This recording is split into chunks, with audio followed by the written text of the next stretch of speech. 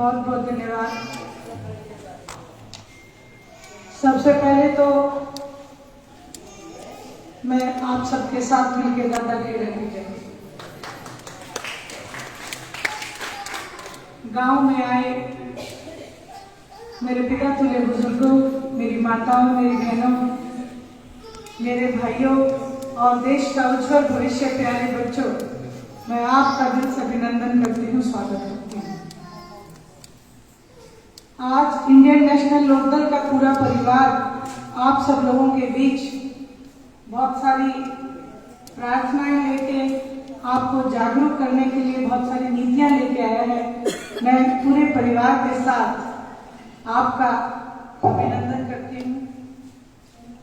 हमारे प्रदेश की अध्यक्षा, मेरे साथ दिन रात महिला शक्ति को जागरूक करने में लगी बहन सुमित्रा देवी जी, बहुत ही आदरणीय हमारे राष्ट्रीय प्रवक्ता इंडियन नेशनल लोकदल की नीतियों को दिन रात बताने में लगे उमेद लोहान जी, पार्टी को जिस वक्त सबसे ज्यादा मजबूती की जरूरत थी उस समय पार्टी को मजबूती प्रदान करने वाले बहुत ही आदरणीय सतबीर सिसाई जी, हमारे बीच आज सरोज जी नहीं है, जिनका हमें बहुत अफसोस है, लेकिन भाई साहब राज सिंह मोर जी का मैं बहुत दिल से, जितना भी उनके बारे में कहूँ उतना कम होगा, उनका बहुत ही सम्मान और उनका बहुत बहुत धन्यवाद। हमारी जिला की प्रधान, जिसके लिए हम बहुत कम चिंतित होते हैं, हम कहते हैं ललिता तो अपनी जी पूरी अपने आप कर देगी, तो ललिता टांकर, हमारे वजीर मोड़ा जी जो हल्का के प्रधान हैं, जो बड़े ही अच्छे ढंग से आपको इंडियन नेशनल लोकदल की नीतियां बता रहे थे, हमारे हल्का के प्रधान गुड्डी देवी जी, जिनके बारे में मैंने बहुत कुछ सुन लिया लेकिन मैं उनका चेहरा नहीं देख पाई, वो मैं अकेले में जरूर देखूंगी। वो बहुत सारे बसें भर के ला सकते हैं, इसलिए मेरे लिए बहुत जरूरी है। हमारे सुमन सिहाग जी, और जो कि शहरी प्रधान और जो कि किसी भी पहचान की मोहताज नहीं है, आप सब लोगों के बीच सुदेश कंडेला जी, हल्का जीन से हमारे भाई पप्पू रेड्डू जी, आप सभी का मैं दिल से धन्यवाद करती हूँ, अभिनंदन करती हूँ।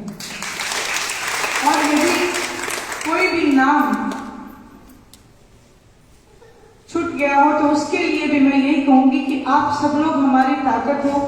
जिस तरीके से शरीर में रीढ़ की हड्डी होती है, उसी तरीके से एक एक कार्यकर्ता इंडियन नेशनल लोकदल की रीढ़ की हड्डी की तरह है, जो दिन रात पार्टी को आगे बढ़ाने में लगे हैं।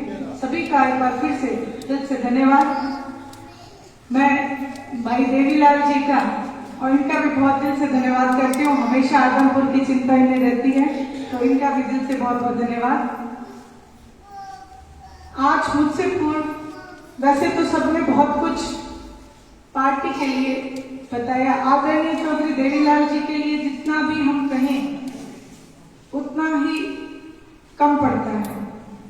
आज के जो मौजूदा हालात हैं उसको देखते हुए हर कोई, जहां भी मैं हरियाणा प्रदेश में जा रही हूं, सभी दिल से एक बात को याद करते हैं कि क्या चौधरी देवीलाल जी जैसा कोई नेता आएगा जो हमारे दुख और दर्द को समझेगा और उन्हें दूर करने के लिए कोई कदम बढ़ाएगा।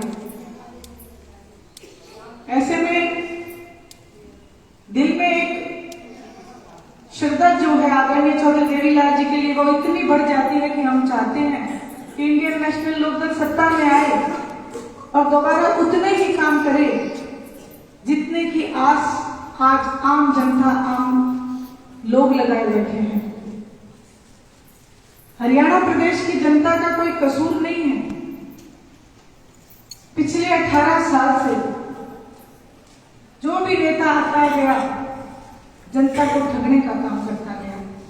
हर कोई आया, झूठ बोला और वोट बटोरे और फिर चला गया। हरियाणा प्रदेश की जनता ने कभी झूठे नेता असल में देखे नहीं थे। उन्होंने आदरणीय चौधरी देवीलाल जी जैसे सच्चे और जुबान के पक्के नेताओं को देखा था। उन्होंने समझा कि जो ये भी नेता आए हैं इतनी पब्लिक के सामने इतने बड़े स्टेज के ऊपर बैठ के, क्योंकि जनता जो है जनार्दन होती है और जनार्दन भगवान का नाम है। जो भगवान के सामने बैठ के स्टेज के ऊपर झूठ बोले, ऐसे लोगों का इलाज भी कौन करेगा? ऐसे लोगों का इलाज भी जनता ही करेगी। आपसे 15 लाख का वायदा किया, फिर नोटबंदी के नाम पे हमें ठगा क्या कि काला धन लेके आएंगे। अब काले धन का तो पता नहीं, पर जो महिला शक्ति के पास धन था वो तो ये लेके चले गए। उसके बाद का सिलेंडर फ्री में बांटेंगे। सिलेंडर जरूर थोड़े बहुत फ्री में देते होंगे, लेकिन उनको बढ़ाने का रेट 1070 रुपए का आज एक सिलेंडर बनता है। वही मैं आप सब लोगों को एक बात और बताना चाहती हूँ कि ठगी यहीं पर कम नहीं है। जो गांव के लोग हैं उनके लिए एक विशेष तौर के ऊपर 1.5 लाख करोड़ का जो मुल्क है, गांव के लोगों के लिए 1.5 लाख करोड़ रुपया देती है, जिसका कारण है कि जो हरियाली हम लगाते हैं, जिससे हमारा पर्यावरण साफ होता है, उस बात के लिए ये राशि जो है 1.5 लाख करोड़ की किसानों के लिए दी जाती है। वहीं जो ये हमारे गांव से जो टोल की जो सड़कें निकली हैं, इनमें भी गांव की भागीदारी होती है, लेकिन ये सारा का सारा पैसा ये सरकार गबन कर रही है। मैंने ये बात इसलिए कही है कि ये 1.5 लाख के झूठे वायदे करके जाते हैं, सिलेंडर फ्री में बांटने के झूठे वायदे करते हैं। मैं ये कहना चाहती हूँ, हमें सिर्फ हमारा हक दे दो। जो हक 1.5 लाख करोड़ का और जो ये सड़कों में जो टोल है, इनसे जो हमारा कमीशन है वो हमें दे दो, इसमें भी किसान बहुत तरक्की कर जाएगा। लेकिन ये झूठ बोलते हैं। आज आप सब लोगों से मैं प्रार्थना करके जाऊंगी, खास करके मेरी बहनों से, माताओं से। मैं भी एक महिला हूं, मैं भी दुकान पे जाती हूँ, कभी सूट खरीदती हूँ, कभी साड़ी खरीदती हूँ, कभी चुन्नी खरीदती हूँ, और आप सब भी जाते होंगे जरूर। और जब हम वो चीजें खरीदते हैं, हम मन से इच्छा करते हैं कि जब घर से चलते हैं कि आज मैं कॉटन का सूट ले आऊंगी या सिल्क का ले आऊंगी या क्रेप का ले आऊंगी या जो भी, हम दुकानदार को जाके सबसे पहले कहते हैं कि बढ़िया से बढ़िया इस कपड़े में सूट दिखा दो। हम दुकानदार की दिखाई हुई चीज पे तसल्ली नहीं करते, हम उसको हाथ लगा के देखते हैं कि ये वाकई में जो हमें चाहिए वो चीज है कि नहीं। फिर अगर हमें हाथ लगाने के बाद वो कपड़ा पसंद आ गया, फिर भी हम तसल्ली नहीं करते, फिर हम कहते हैं दुकानदार को खोल के दिखा, अभी कटा हुआ तो नहीं है बीच में से।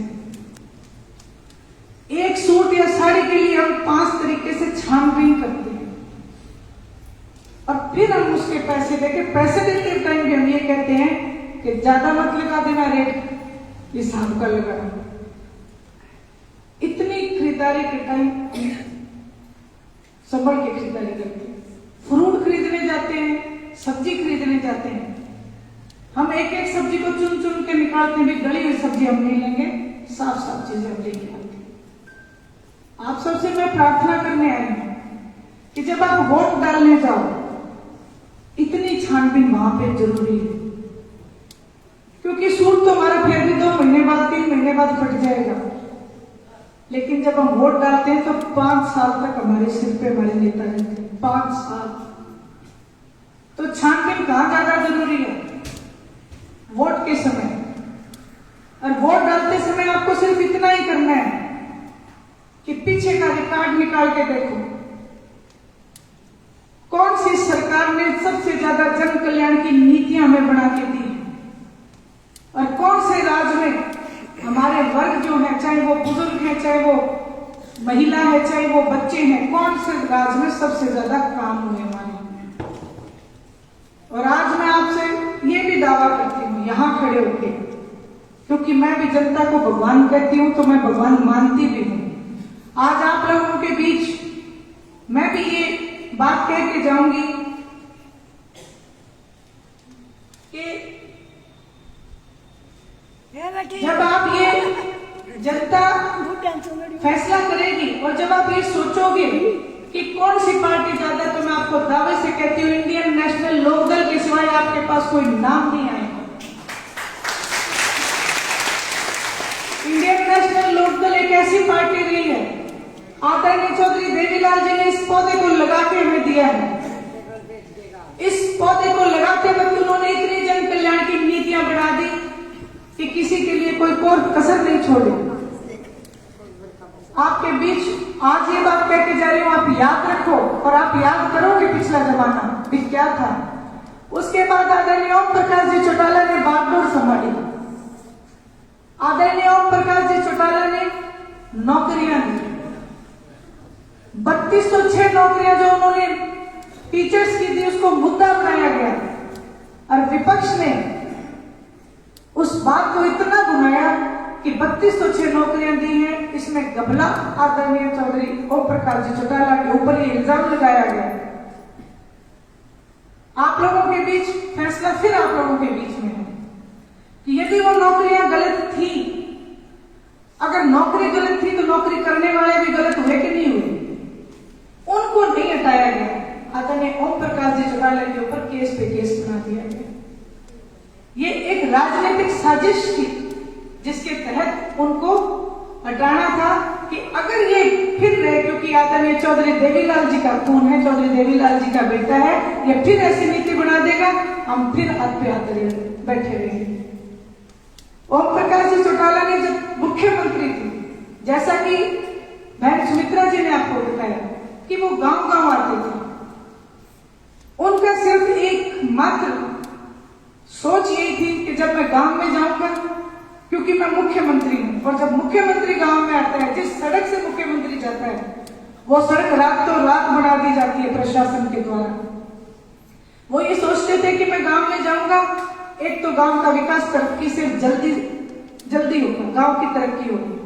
दूसरा, जो मेरे अपने हैं जिन्होंने मुझे वोट दिए हैं, उनका पैसा जो किराए का लगा लो या गाड़ी करके कोई लगा लो जाएगा चंडीगढ़ तक, उनका वो पैसा भी बचना चाहिए। काम तो मुझे करना ही है, क्यों ना मैं उनके पास जाके वो काम करती हूँ। उन्होंने ये मिसाल कायम कर दी। उसके बाद बड़े फख्र से मैं आप लोगों के बीच कहूंगी आदरणीय अभय सिंह जी चौटाला। जब अभय सिंह जी चौटाला के ऊपर बात आई, जब उन्होंने पार्टी की बागडोर को आदरणीय ओम प्रकाश जी चौटाला के आदेश के अनुसार संभाला, तो कोरोना की एक बहुत बड़ी बीमारी हम सब लोगों ने देखी। 100 साल के बाद ये बीमारी कहते हैं हर बार आती है। तो हमने जो ये देखा मंजर, उस समय केवल एक ही नेता, एक ही ऐसा एमएलए जिन्होंने अपनी 2 साल तक की जो तनख्वाह मिलती है वो ये कह के छोड़ दी सरकार ने कि इससे हरियाणा प्रदेश के लोगों का फायदा होना चाहिए, मैं ये तनख्वाह नहीं लूंगा। 70 एकड़ की जो फसल थी उनके खेत में गेहूं की, वो भी ये कह के कि नहीं, आज हरियाणा प्रदेश के लोगों को इसकी जरूरत है, तो भाई मेरी ये फसल जो है सबके काम आनी चाहिए, मैं मिल बांट के खाना चाहता हूं।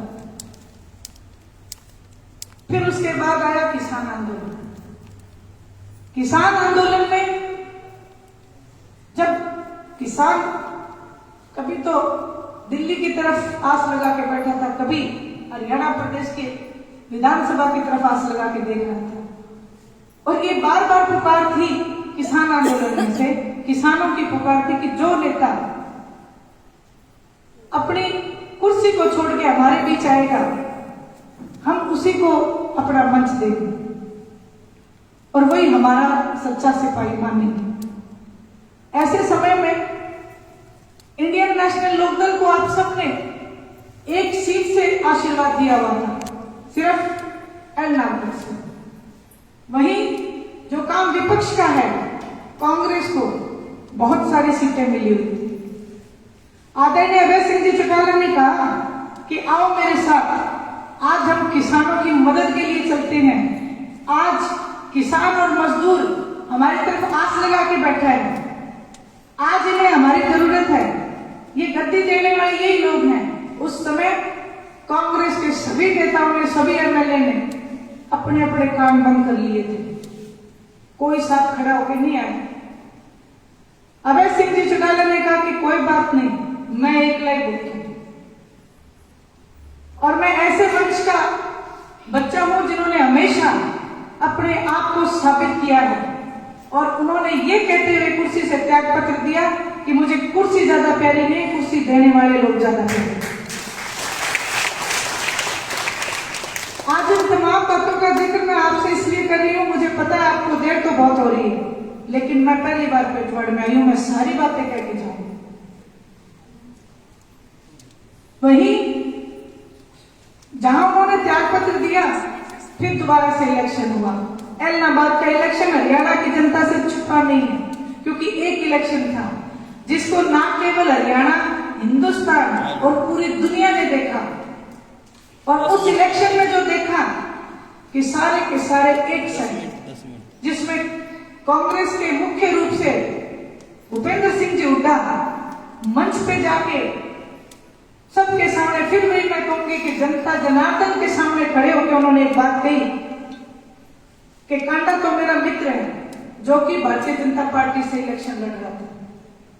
तो उन्होंने मित्र किसको बताया, दोस्त किसको बताया? भारतीय जनता पार्टी को। और जब उन्होंने ये ऐलान कर दिया तो आपने रिजल्ट भी देखा होगा, कांग्रेस की वहां से जमानत जब्त हुई। और आप सब लोगों के आशीर्वाद से किसान की वहां पे 9,000 और ज्यादा वोटों से जीत हुई। ये सारी बातें आप सब लोगों को, क्योंकि मैंने आपसे कहा कि वोट डालने जाओ तो सब बातों का जरूर ध्यान रखो। एक आदमी हमारी लड़ाई लड़ने के लिए त्याग पत्र दे रहा है और दूसरे वहीं अपने स्वार्थ के लिए विपक्षी दल होते हुए भी आपस में मिला रहे हैं। तो हमारा साथ देने वाला हमारे लिए जरूरी है या वो वाले लोग जो विपक्ष के साथ खड़े हैं वो जरूरी है?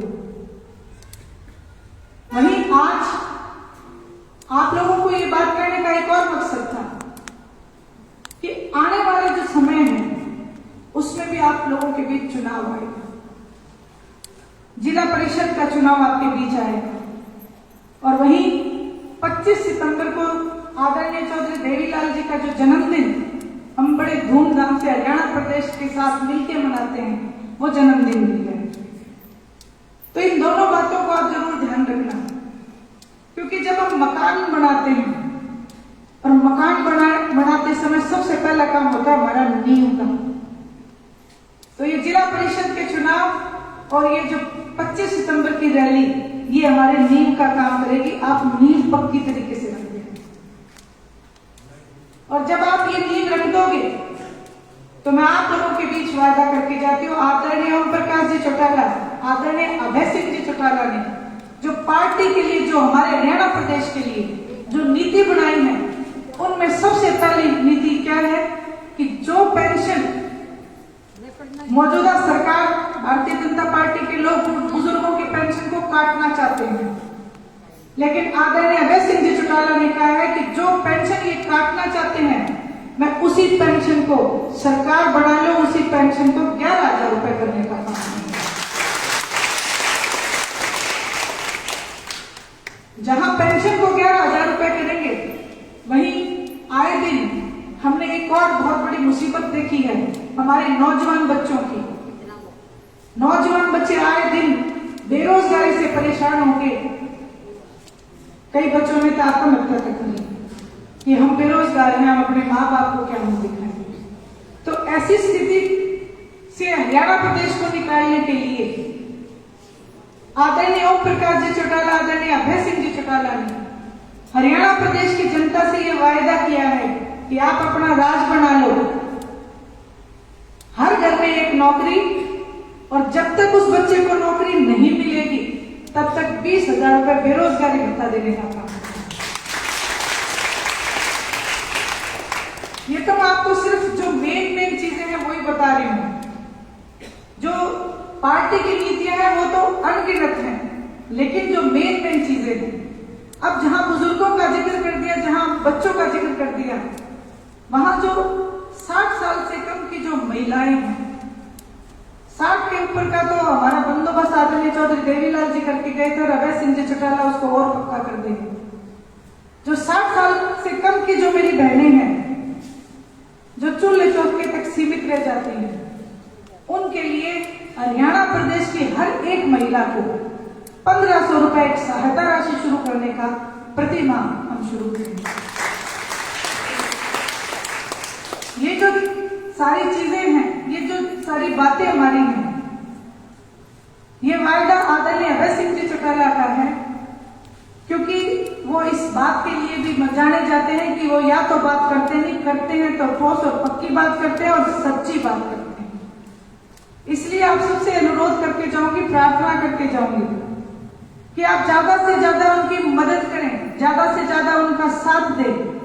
आज आप जितने भी मेरी माताएं बहनें यहाँ पे बैठे हो, मेरे जितने बुजुर्ग बैठे हैं, मेरे जितने भाई यहाँ पे हैं, जो नौजवान बच्चे यहाँ पे हैं, उन सबसे मैं हाथ जोड़ के प्रार्थना करूंगी कि आज इसे पार्टी की नीतियों को बताएं जरूर, लोगों को समझाएं इस बात का कि जिस समय आप वोट डालो तो इन तमाम बातों का ध्यान रखो, क्योंकि चाहे कोई भी धर्म हो और चाहे कोई भी राजनीतिक पार्टी हो, प्रचार बहुत जरूरी है।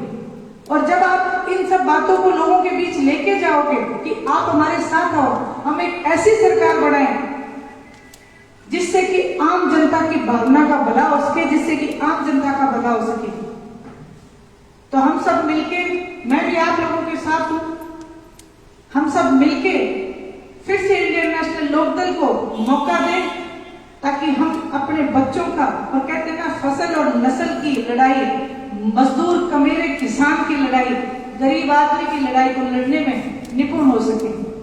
इतनी सब बातें मैं आप सब लोगों से कहने आई थी। ये मेरी प्रार्थना है, आप सब लोग मानना, आशा है कि आप सब लोग इस मेरी बातों को ध्यान में रखेंगे। आप सब लोग यहाँ पे आए, आपका दिल से बहुत बहुत धन्यवाद।